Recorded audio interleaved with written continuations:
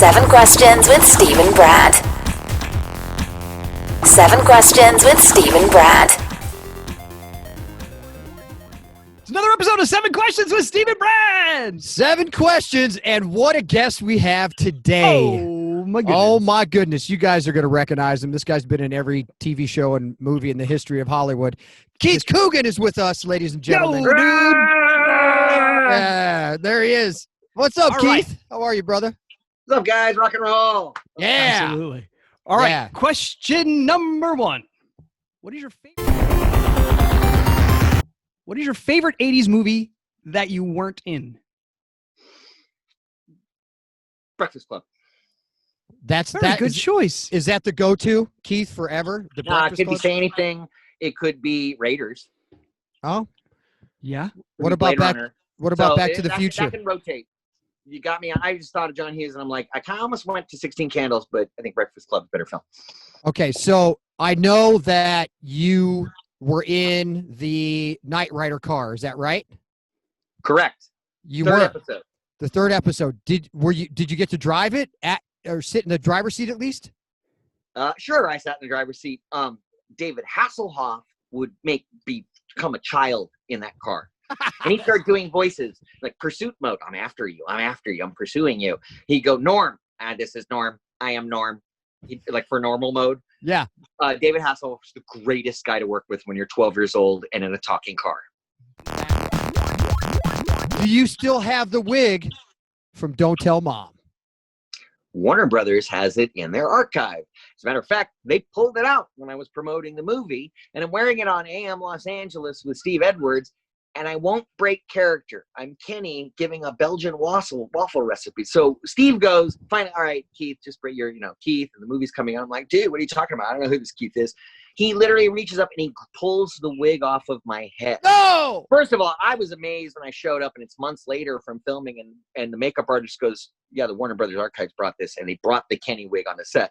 So my presumption is it's still in Warner Brothers Archives.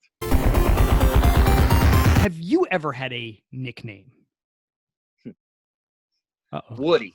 Moving on. And we're not talking about Toy Story. Oh, there he is, right there. Oh, Toy look at Story. you. Hey, there you go. That's amazing. I know on our podcast we talked about this a little bit, but one role that you wish you would have gotten.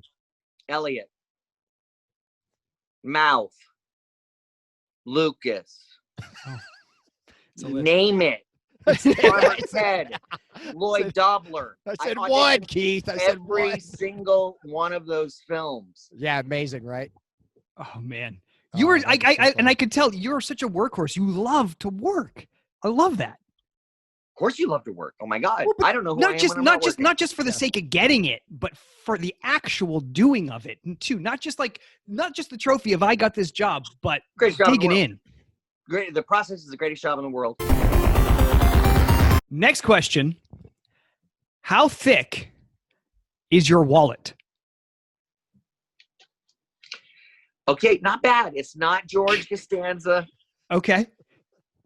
I'm an actor, so I don't have any cash. But a lot of union cards. Well, and I guess not just I do. one, but I got the one union card, but I also have the Television Academy member card, which I'm very happy to be proud of. Congratulations. Member of the Television Academy. Yeah. I got in on a legacy. Yeah, you have to have 8 hours of network television in the last 4 years. I was at 7. I was like, oh. They said, there's legacy. What do you mean? Well, how many over the community did I go? I did this, was nominated for, the project with Dick Van Dyke, and this was nominated for Emmy, this thing. I go, overall, I've done about 80 hours of television. They said, great, dues are due in September. And you tell somebody you've done 80 hours of television, I was on the Waltons or whatever. They go, great, you're in. So, and it was also Erin Murphy that encouraged. She's like, I didn't qualify, but I told them I was Tabitha on Bewitched, and they're like, you're in. Next question. okay. Fair Okay. enough. If your house was on fire, what 2 things would you run in to get? My wife and my dog. Okay, we're gonna assume the wife's out and the dog's out. I'll go double check to make sure the wife and the dog are out. Okay, perfect. What kind of dog do you have? Half Chihuahua, half Pomeranian, Pomawawa. Pamawawa? That's amazing. I didn't know that. Pamawawa, yeah. Is that an accepted AKA term, or is that just a Coogan household term? Coogan household term. Okay. Favorite go-to 80s band?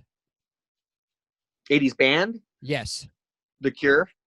But I know it's technically a 70s band, but remember, The Cure released their first single in the 70s.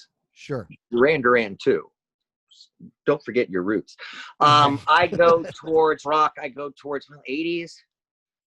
Shit, we're not to 91 yet, so it's gonna have to be Gunners. I'll play I would go for Appetite for Destruction because it's what I played every morning before shooting toy soldiers. Favorite 90s band? Nirvana. So I fell hard into the Kurt Cobain.